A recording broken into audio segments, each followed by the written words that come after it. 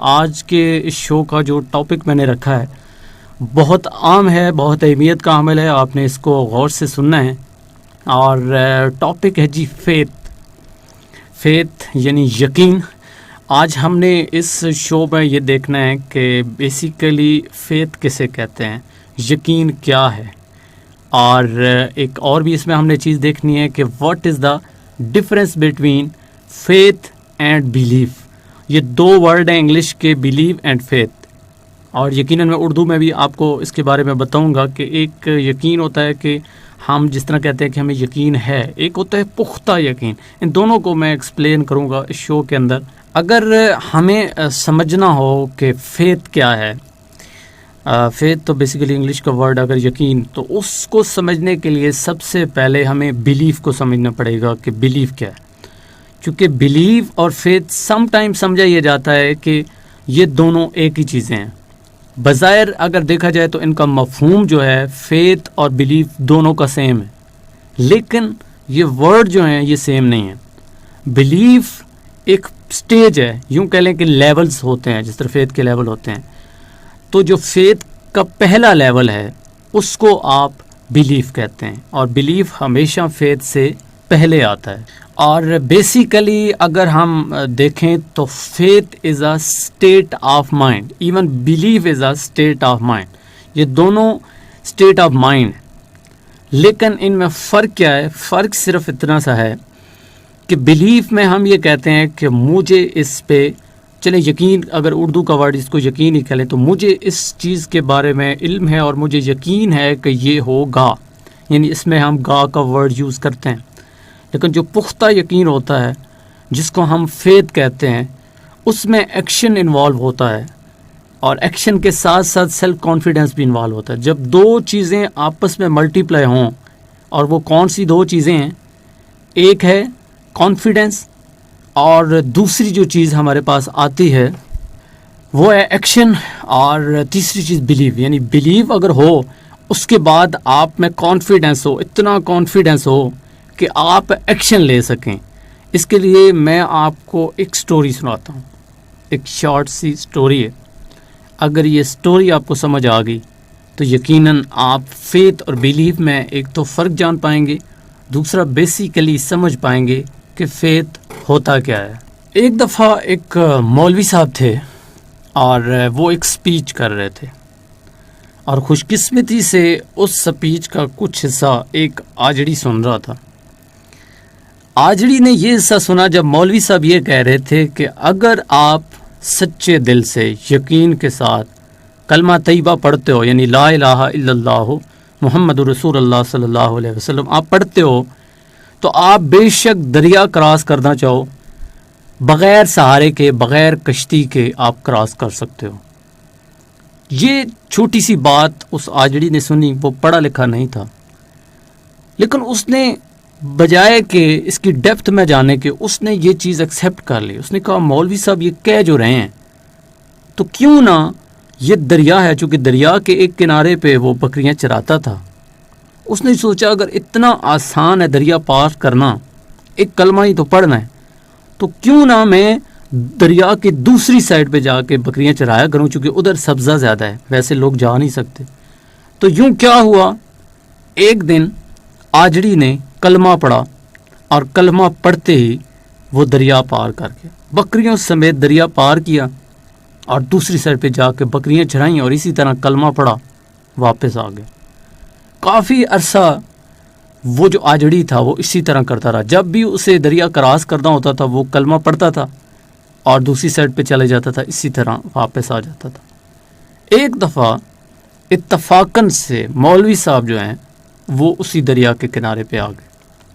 اب مولوی صاحب کو بھی دوسرے کونے پہ جانا تھا، تو مولوی صاحب جو ہے اسی آجڑی سے پوچھتے ہیں کہ میں نے دریا کے پار جانا ہے، تو کوئی کشتی وغیرہ یا جہاز وغیرہ مل جائے گا؟ تو آجڑی کہتا ہے مولوی صاحب آپ کو کشتی کی کیوں ضرورت پڑی؟ آپ نے ہی تو مجھے بتایا تھا کہ سچے دل سے کلمہ پڑھو تو آپ دریا پار کر جاؤ گے، تو یہ تو آسان ہے، آپ کیوں کشتی اور جہاز کے بارے میں کہہ رہے ہیں؟ تو مولوی بڑا پریشان ہوا۔ مولوی کہتا ہے میں نے بات کہی تھی۔ آجڑی کہتا ہے جی بالکل کہی تھی، اس نے کہا آپ نے کبھی عمل کیا ہے؟ آجڑی کہتا ہے بالکل کیا ہے. تو مولوی اسے کہتا ہے کر کے دکھاؤ. آجڑی کے لیے تو مشکل ہی نہیں تھا, وہ روز جاتا تھا. یوں آجڑی نے کلمہ پڑھا اور دریا پار کیا, اور اسی طرح کلمہ پڑھ کے واپس آ گیا. اب مولوی صاحب انکار بھی نہیں کر سکتے تھے. مولوی صاحب نے کیا کیا, مولوی صاحب کے جو شاگرد ساتھ تھے ان کو مولوی صاحب کہتے ہیں کہ بیٹا میری کمر کے ساتھ رسی باندھ دو, ہو سکتا ہے میں ڈوب جاؤں. جو ہی ڈوبنے لگوں مجھے واپس کھینچ لینا, چونکہ مجھے پار تو جانا ہی. یوں مولوی صاحب نے کلمہ پڑھا, پہلا قدم رکھا, دوسرا جو ہی رکھتے گئے تو مولوی صاحب ڈوبنے لگے اور ان کے شاگردوں نے واپس نکال لیا, اور یوں کبھی مولوی وہ کراس نہ کر سکے. اب یہ کہانی سچی ہے, جھوٹی ہے, فرضی ہے, جو بھی ہے اس کو تو چھوڑیں. اس سے جو نتیجہ ملتا ہے, رزلٹ ملتا ہے, ذرا اس پہ فوکس کرتے ہیں. اب آجڑی میں اور مولوی صاحب میں کیا فرق تھا؟ مولوی صاحب کو بلیف تھا کہ کلمہ پڑھیں, سچے دل سے پڑھیں تو ہم دریا کراس کر لیں گے, اور یہ بلیف ٹرانسفر کیا انہوں نے. لیکن وہ جو آجڑی تھا اس سے صرف بلیف نہیں تھا, اس سے یقین تھا, چونکہ اس نے اسی بلیف کو ایکشن میں کانفیڈنس کے ساتھ اپلائی کیا, اور یوں پختہ یقین کی وجہ سے وہ دریا روز کراس کرتا تھا. اس کے لیے یہ کام مشکل ہی نہیں تھا. تو یقیناً کچھ آئیڈیا بھی آپ کو ہوگا کہ بلیف کیا ہے. جب ہم کچھ کہتے ہیں, ایکچولی یہ ایک سٹیٹ آف مائنڈ ہے کہ ہم مائنڈ میں بٹھا لیں کہ یہ کام ہونا ہی ہونا ہے, یعنی کوئی ججمنٹ ہے, کوئی سٹیٹمنٹ ہے جس کو ہم مائنڈ میں بٹھا لیتے ہیں اور ہم کہتے ہیں کہ یہ کام ہونا ہے اور ہو کے رہے گا, گا تک آتے ہیں. لیکن یقین ہمیں ایکشن پہ مجبور کرتا ہے, اور جب بندہ ایکشن لے لے کانفیڈنس کے ساتھ اسی بلیف کو لے کے, تو اس کا مطلب ہے کہ آپ کا یقین پختہ ہو گیا. لیکن انفارچونیٹلی ہم بلیف رکھتے ہیں, ہمارا رب پہ بلیو ہے. مثلاً اگر ہم یہ کہیں کہ رزق اللہ دیتا ہے, تو یہ بلیف تو سب کا ہے, سب کہتے ہیں کہ اللہ تعالیٰ رزق دے گا, لیکن یقین کو نہیں رکھتا. اگر یقین رکھیں نا تو پھر ہمیں یہ جو ہم بے ایمانی کرتے ہیں یا پریشان ہوتے ہیں, کئی لوگ سوسائڈ کر لیتے ہیں, کئی لوگ ڈپریشن کا شکار ہو جاتے ہیں کہ پیسے کہاں سے آئیں گے, اپنے بچوں کی شادی نہیں کرتے. اگر وہ یقین رکھیں, بلیف تو انہیں ہوتا ہے کہ اللہ دے گا, یقین نہیں ہوتا. یقین ہو نا تو وہ ایک جگہ ٹک کے بیٹھ جائیں اور کہیں کہ اللہ دے گا, مطلب دے گا. اور میرے ہاتھ میں ایک کتاب ہے, اور اس کتاب کا نام ہے تھنک اینڈ گرو رچ. یہ کتاب لکھی ہے نیپولین ہل نے, اور اس کتاب کا جو سیکنڈ چیپٹر ہے, اس سیکنڈ چیپٹر کا نام فیتھ ہے. اور بیسیکلی یہاں سے ہی میں فیتھ کو ایکسپلین کرنا چاہ رہا ہوں, اور اس کے ساتھ ساتھ بلیف, چونکہ اس کی پہلی سیڑھی تھی اس لیے میں نے بلیف کے اوپر بھی بات کی, سو دیٹ کہ فیتھ کو سمجھ سکیں آپ. اور اس میں ایک چیز کا ذکر کرتا ہے نیپولین ہل, وہ کہتا ہے کہ چونکہ یہ ایک سٹیٹ آف مائنڈ تو ہے, خواہ آپ کوئی ججمنٹ لیتے ہیں, کوئی ایک سٹیٹمنٹ بنا لیتے ہیں اور اپنے مائنڈ میں فکس کر لیتے ہیں. اب یہاں پہ ایک مائنڈ کے بھی کچھ حصے ہیں, کچھ چیزیں کانشیس کہہ لیں, ان کانشیس کہہ لیں, اور سب کانشیس, یہ 3 پارٹ ہوتا ہے. اب کانشیس تو وہ مائنڈ ہے جب ہم کانشلی ہم کہتے ہیں شعوری طور پہ ہم بول رہے ہیں, ہم جانتے ہوتے ہیں کہ ہم کیا بول رہے ہیں. ان کانشیس یہ ہے کہ کچھ چیزیں لاشعوری طور پہ ہمارے دماغ میں آ جاتی ہیں, تھاٹس آ جاتے ہیں, اور سم ٹائم ہم ایکسپریس بھی کر دیتے ہیں لیکن پتہ نہیں چلتا. لیکن انٹرسٹنگ بات نیپولین ہل یہ کرتا ہے کہ جب وہی اسٹیٹمنٹ, ایک کوئی اسٹیٹمنٹ ہے, اس کو آپ سب کانشیس مائنڈ میں لے جاتے ہیں, تو پھر جا کے وہ یقین پختہ ہوتا ہے, پھر وہ فیتھ جا کے بنتا ہے, اور پھر آپ کانفیڈنس کے ساتھ ایکشن لیتے ہو. سو یہ جو سارا کام بیسیکلی ہوتا ہے, یعنی ہوتی ایک اسٹیٹمنٹ ہی ہے کسی چیز کو لے کے, لیکن جب سب کانشیس مائنڈ میں وہ چیز چلی جاتی ہے, جس طرح کمپیوٹر میں ریم سے آپ ہارڈ ڈسک میں اسے سیو کر دیں تو اس کے بعد وہ مٹ نہیں سکتی.